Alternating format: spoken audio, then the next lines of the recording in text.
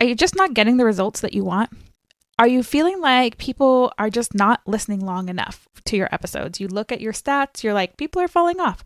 Well, if this sounds familiar, that you're spending hours and hours brainstorming topics to only end up with a disorganized mess of ideas, well, this episode is for you. Maybe you've been told to just hit record and let the conversation flow. Hey, that works sometimes. But if you're ending up with jumbled messes with so many side tangents that people are falling off, it's time to look at this. The pain of putting in so much effort and not seeing the results that you want is frustrating. There's a better way. And Krystal is going to share with us today what that better way is. Because by mastering the art of podcast planning, you can save time, increase efficiency, and gain the confidence to deliver top-notch recordings to captivate your audience and keeping them coming back for more, which ultimately is the cure for pod fade. So without further ado, let's get into this.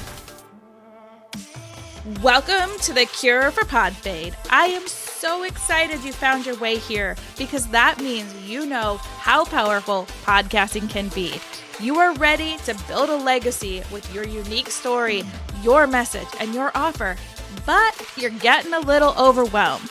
You're feeling frustrated, you're feeling stuck. You just don't know how to grow your show, find a new audience, and make some money.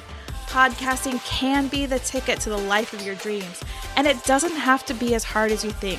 We're talking about all the ingredients it takes to be a successful, profitable podcaster without that icky overwhelm, because you are too magical to join the 85% plus club that pod fades away. I'm your host, Jen Dragonette, so let's make podcasting easy peasy lemon squeezy. Now, before we dig into this juicy episode, I've got to talk to you about our sponsor, Capshow, the ultimate AI content marketer for you, the podcaster. Here's the thing.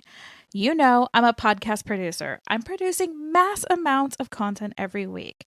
If you're feeling overwhelmed with your one show, Capshow might be your new BFF. Capshow allows you to upload your podcast, and it creates content from that, not from everywhere all over the internet like those other AI softwares out there. And by using Capshow, my blog has increased by 600% in clicks and in traffic. My YouTube channel is growing, and I don't feel stressed out about having to show up on every single platform out there and create content because Capshow is doing the heavy lifting for me. So as a podcaster, you know that talking is the easy part, but content writing might not be your thing. You're thinking, maybe I should hire a VA. Maybe you tried to hire a VA and that just wasn't the right solution. Well, Capshow is your new BFF in content creation for all your copy needs and creating those little short nuggets of gold that you're going to sprinkle all over the internet to bring people into your amazing show.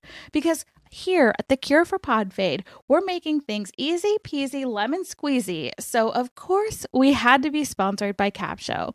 So without further ado, let's get into this episode. Welcome to the podcast, Krystal.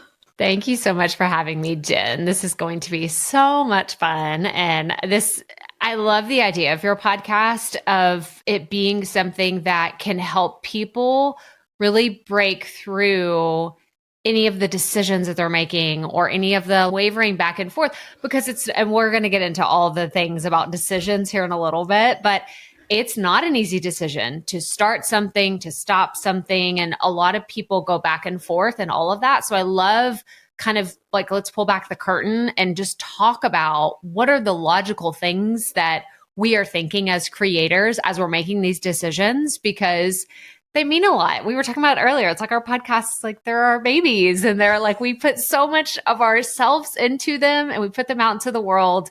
And yeah, I just can't wait to have this conversation today. So first I want to say is that you have two shows, which is a big decision. I made the decision to have two shows.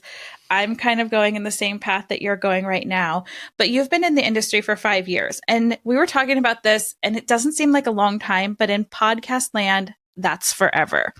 Because so many people don't make it to their first year. Yep. So 5 years, 2 shows. One show has 450 episodes. One has 920 episodes. You've been doing this. You speak on stages. So I just want the audience to know, if you haven't heard of Krystal, she's an expert. She is somebody that's been in this industry. So listen up, listen up. So your main show is the Proffitt podcast, which started in 2018. What made you decide on starting the Potty Report, which is it's a almost daily, it's 5 days a week show? Like, what made you branch out after you had one show going for a few years? Like, I want a second podcast. Yes. So it's when I hear people talk about they did something dramatic during 2020, because we all know it was such a crazy year. People are like, this is my COVID puppy. This is, I started a garden. I'm now a bread maker, like all the different things. I, being a podcaster, was like, I need another podcast. And if I'm being really, really honest, like we're in a therapy session now, it was my therapy. It's partly what it was, because I was feeling, okay, I have 3 kids. All of a sudden, all the kids are home. We're trying to figure out the new dynamic. Everyone's scared. There was a lot of fear. So many wild things were happening at that time. And because the Proffitt podcast, we'll just call that like the professional, polished, like shiny, it's buttoned up. There's SEO optimization. There's show notes. Everything just felt so formal with that show that a part of me was desperate for something that could be a little bit messy, and it didn't have to be perfect. There was no editing. There's no music. There's no intro. There's no outro. It is just me hitting start on the microphone and promising the audience, I will get you out of here in less than 5 minutes. I'm just going to say my piece in 5 minutes or less. And it was just kind of born out of creative desperation. Like, I wanted a place to just share what was going on. Like, I've shared my office renovations. I shared business plans. I shared about what I was thinking about in my content. And I was just really starved for a place to do that, because on Instagram, it didn't really feel like the place, because it's like a 60-second story, or a reel was like, it just didn't feel like the right platform. But I know that people that listen, like, it's an intimate experience. Like, people listening to this today, like, they're walking their dogs, they're walking on a treadmill, they're driving in their car, they're playing with their kids at the park, whatever it is that they're doing. It's such an intimate experience. And so I wanted that connection. And just because, I know, Jen, you love behind the scenes. This is like how it started. I remember hearing Gary Vaynerchuk had said that smart speakers are going to be the next thing, and people are going to be listening on I'm not going to say the names. Y'all know the names of the devices, but if we say them, like, they will just start going off, right? Like the Alexis and the Series, like all of those, right? And so he had said that's going to be the next big thing. And so I had started this podcast with the idea of, I don't know how that technology is going to work for this podcast, but that's where I'm going at it. I tried to figure it out. I was like, I'm going to set this. There was a lot of weird stuff on the back end, and it didn't work, but I still love the podcast. I fell in love with this creative, like, it's every week. It was so easy to batch and make it happen. And so that was a really long answer, but that's how the genesis of the Potty Report came to be. And I love that, because there's so many little nuggets in there, and batching is one of them, because so many content creators, especially in podcast land, I'm going to raise my hand because it happens. There's nothing ahead. We haven't planned, and it's like last minute, let's get something out. But the way that you structured both of your shows, but definitely a daily show, it seemed to be like back to back, like cohesive. They kind of went together, and it may not have been a single theme, but they all had a strand that connected them together. So I want people to know that, like, you can batch your content. And I think that's one of the things you talked about is, like, I don't sit down and record them every day. Like, I take time, because we spread ourselves out thinking we don't have time. Yeah. But it's really like, when I think about this podcast, and I kind of set it up that way from the beginning, that if I knew I had to sit like in my chair, in my studio with this one specific microphone every day, well, that felt like death by 1,000 paper cuts to me. It really did, because I was like, oh my gosh, like, it takes the fun out of it. And so that's what the Proffitt podcast is. It's more formal. You don't typically hear a lot of like I mean, Jen knows this. I will, for the potty report, I would record at my parents' farm and there's roosters crowing in the background and you can hear traffic. And it wasn't the best audio quality, but that didn't matter. That wasn't the goal of that show. That goal was to show up and make it happen. And with batching, I was able to do that no matter the circumstance. It's like, okay, I'm going to sit down. It's going to take me 30 minutes, and committing to 30 minutes sounded a lot easier. 30 minutes for one day instead of 5 minutes every single Monday through Friday, because my schedule is so unpredictable. I can't guarantee what's going to happen tomorrow. I can't guarantee. So I like having that daily commitment just felt too much. It felt too boxed in for me. So for my calendar, I really prefer to have very focused batch time. And then that way I can say, okay, these are the tasks that I'm going to do. So I would do that. Typically, it would happen on a Friday. I would batch all of those episodes. Sometimes it was a Saturday morning. Sometimes it was a Sunday evening, if I'm being very honest. But it happened. It was like all of them happened. So I love to hear that it kind of sounded like it was all in one breath that I recorded those episodes, because that's how it was intended to be listened to. And I think that's also something that you shared on a couple of episodes, because I remember hearing that directly from you. And that kind of brings us to a point of like, your plan is you plan, let's see, do I remember? Plan, record, edit. Yeah. Something marketing. Yes. Post.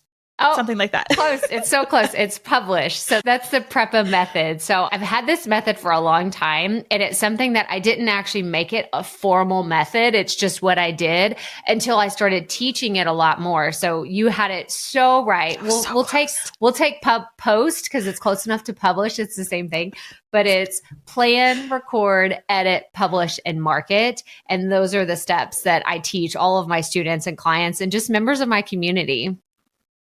And I think there's two places in there I personally see, and I've heard it in your episodes too, that people really get stuck in that I think are major reasons for pod fade, which is the edit and the market. I think that you've even said it. I've seen it because I'm a producer, that we spend so much time in the edit that we forget the market portion. Yeah. And I see so many people saying like, if you build it and you put SEO in, they will come. Podcast SEO is terrible. Yes. It's off. It's the worst. Like, let's just call it. It's the worst, the absolute worst out there. So I want to know a little bit, because again, you've been in the industry. Let's talk a little bit about the editing and the marketing portion, and kind of these people that are stuck right now and they're, maybe on the fence. And yes, we will get back to the potty report and how you've made your decision that, guys, I'm really sad to say it's ending. But I want to talk about this editing piece and the marketing piece first, just because I think it's really important of what goes into it so that we can lead up to the decision to just go all in on your one show. Yeah. So let's start with the editing piece, because this is where, and I've heard it a few different times now, and I go back to, I think the most recent place is there's a study that was quoted in James Clear's book, Atomic Habits, right? So they talk about how there's like two different subcategories of people, and one of them was given the assignment, take as many pictures as possible, or do so many of these things as you can in this certain amount of time. Whereas the other group was given the assignment, create the one perfect thing. If it was a picture, it was an image, whatever it is. So there was a qualitative, like do as many as you can. And then the other one was quantitative, of like, you only get one shot. You like better make it happen. And at the end of the day, that's kind of how I look at editing over time in doing so many episodes. Because people are like, you've done so many podcasts and you're this and you're that and you're this. And I'm like, go back and listen to the number one, because I was none of those things. And I hate saying that, Jen. I'm sure you heard me say this so many times. I tell people, go back and listen. I really don't want you to, because I cringe when I think about it, but I do want you to, because what you hear in the content in 2023 and beyond is not what it was in 2018. Not by a mile standards. Like, it is night and day. I'll call some of it terrible, but we wouldn't have gotten to where we are now had we not done all those things. So while I do believe that editing is important, because you can't get audience, you can't get people to share your stuff if your quality is so bad that they cannot listen whatsoever.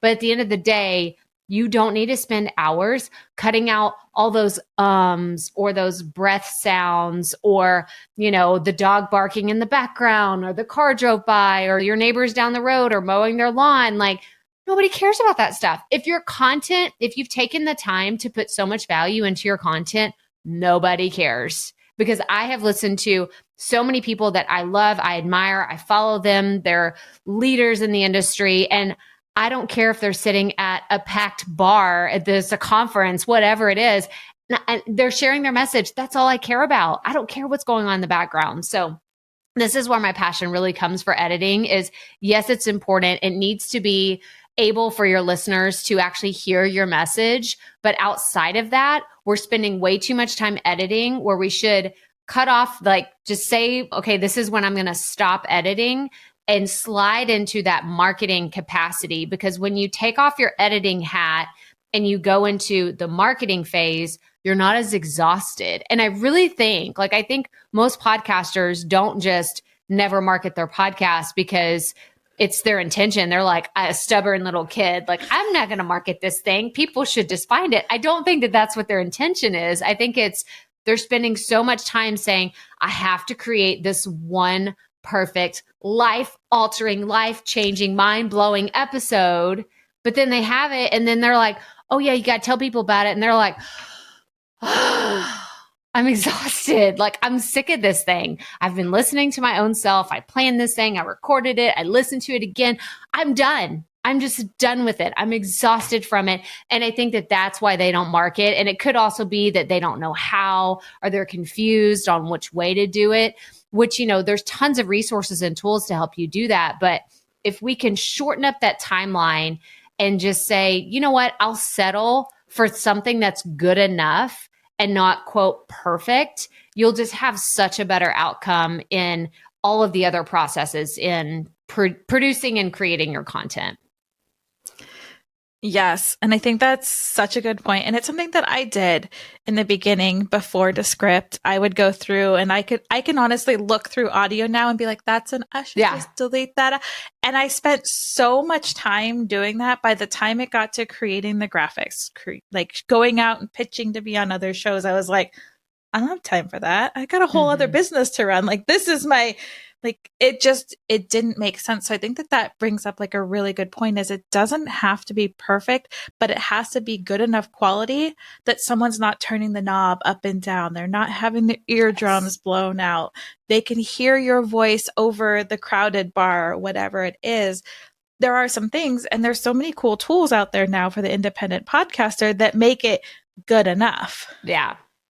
Yeah, for sure. And to add on to, just having the different tools. So we talked about this earlier. I remember I recorded my first interviews on Skype. That's how long ago this was. This was before Zoom was all the rage. And it makes me feel old again. I'm the grandma in the space now, but it's okay. It's okay. I'll accept it. I'll own it. But when I think about the evolution of everything, things have gotten a lot better. Things have gotten a lot simpler. So we shouldn't all be sitting down at our computers staring at a waveform for hours and hours and hours with our headphones in. And we're like, oh, I heard a deep breath. Hang on, let me go back. And no, I'm listening to things at 2x when I'm editing. And I'm just like, okay, did I mess up? Was there a huge mistake? And typically I will mark those by not speaking anymore, or I'll do a clap or whatever it is on the back end. But then I'm like, okay, nope, it's good. Because when we go back to the Prep'em method, I spend so much time planning and making sure I have either a thorough outline, or I know the subject that I'm talking about, or I know the guest really, really well. That's part of my planning process too. So by the time I record the thing, whether it's solo or an interview, I feel confident. I feel really good about it because I spent a lot of time planning. So you can save, and I tell people this all the time, if you were to take the 5 steps and break them down percentage-wise, I spend almost half of my time planning, half of it, because I'm planning, well, how am I going to market this thing at the end? How am I going to SEO optimize this? What am I going to do to promote this in the future? That all happens in the planning stage. So if I am exhausted by the time I get to publishing it and it's time to market it, I'm just leaning on my resources that I used in the very beginning, not trying to reinvent the wheel and come up with a brand new strategy. I'm leaning on those resources from the beginning. Yeah. And I think it's really about those bookends, because in there, the middle part is quote unquote the easy part, I call Right. it. Yeah. Because you're recording, you're doing, again, you're all stopping with some of the major edits now, right? We've all given that up. And then you're posting, or publishing, which is the easiest part. Yeah. But I think that we do really forget the planning part and the marketing part and how important both of those are. So, talking about the marketing part coming into your planning with SEO, we've already said that podcast SEO is terrible. So, if we're not relying on podcast SEO, what are you seeing working as a trend for those people that are, okay, I'm going to give up this much of my editing time and I'm going to start putting it in either planning or marketing? Where would you see, like in the industry right now, the best place for someone to start? Yeah. So I think it all comes down to a few things. It comes down to your capacity. One, are you a team of one? Are you the only one doing all of this? And you're just getting started, then I'm going to say just keep going. That is your only goal for the next quarter of the year or the next 6 months. I just want you to continue to create content to where it feels easy. And it's like, okay, I'm doing this. I'm on a roll. I feel confident about what I'm doing. I feel a lot more like secure in my processes and everything. If that could be your first goal, just stay there. Stay in that, like, we're stable, we have a foundation laid. But then once you move past that and you say, you know what? I can kind of try some things. What should I do? I always recommend people have a podcast website. I used to not. I used to say that's optional. It's not optional anymore. You need it. You need a place to send people, because in the way that I teach people is with podcasting, you can do so many other things besides just having people listen to your podcast. You could start growing your email list with lead magnets. You could get people to purchase a low ticket offer, or you could sell, if you have swag for your podcast. Like, there's a lot of different things you can do with a website, but I'm going to encourage you to explore what that could look like. Notice I didn't say you need to go build a website and hire someone and pay them $50,000. No, I didn't say that. Go start exploring the tools for you to have a podcast website, because that will be where you send people that you start promoting on Instagram. Because people will say, well, I want to start promoting this on Instagram, but where do I send people? Do I just send them to Spotify? Do I send them to Apple? No, you want to send them to your real estate online, your podcast website. And it could be an extension of a website that you already own. And it's just like, I have krystalproffitt.com/podcast. That's where you're going to, and when people ask me, where do I go to listen to it? I'm sending them there. And on that page, they can listen to episodes directly if they want to. They could go find their favorite player that they want to listen to the podcast, but having that home base for all of your information is really critical, because then that sets you up to do. So that's like the first thing, like number one, get to a stable ground. Number two, start looking at resources to help you have a podcast website. And then the third one is, I'm going to encourage you to do some sort of show notes, whether it's blog post, or maybe it's a like short form, some type of text, because that is the SEO piece. When I talk about podcast SEO, yeah, it really sucks on Apple or Spotify if that's all you're relying on. But if you want to get more of that information into search engines and to be able to pop up when someone types in how to start a podcast, like, oh, there's Krystal's like podcast, that comes from the blog post version of my podcast. Now, before anybody's listening is like, oh my God, that sounds like so much work. You lost me. You lost me at blog post. I will say the most beautiful thing to come out of all of the AI tools and trends that we have is I use Buzzsprout as my podcast hosting provider. I've used them since the very beginning. And they have this tool now that's called Co-host AI. And what you do is you upload this audio file and it does all these magical wizards and potion things on the back end. And once it's processed it, I can go into any episode that I've used for Co-host AI and I have a blog post. And it's not something that came from the internet. It's something that Buzzsprout generated from my audio file. It came from me. It is my words. It is a summary of what I was speaking, but it's not some random things that came from the internet. And that's what I use, like secrets out. Like I have a YouTube video all about this, but use the tools to help you work smarter, not harder. So get to that stable ground, like first and foremost. The second thing is get a podcast website. And then when you're ready, start creating some show notes to highlight key points of your episodes and rely on tools that can help you make that easier. Oh yeah, that's how I'm a one woman show right now, and I have 27 episodes that go out a week in my production company, and I do use AI. And there's a lot of tools. Like Buzzsprout is amazing with that. If you don't have Buzzsprout, don't worry. There's other tools out there. You've got things like Capshow. I love Capshow. So there are ways to make this easy. So now you're sharing with us, okay, we've got all these cool tools to market. You have these 2 shows, but now you're kind of coming up on this decision to shut down one of your shows. Yes. And these are a big decision because as everybody's hearing and they know because they're like, I want to pod fade away. It takes a lot of effort to grow a show, and you've grown that show and you have listeners, you have people that are coming to that show.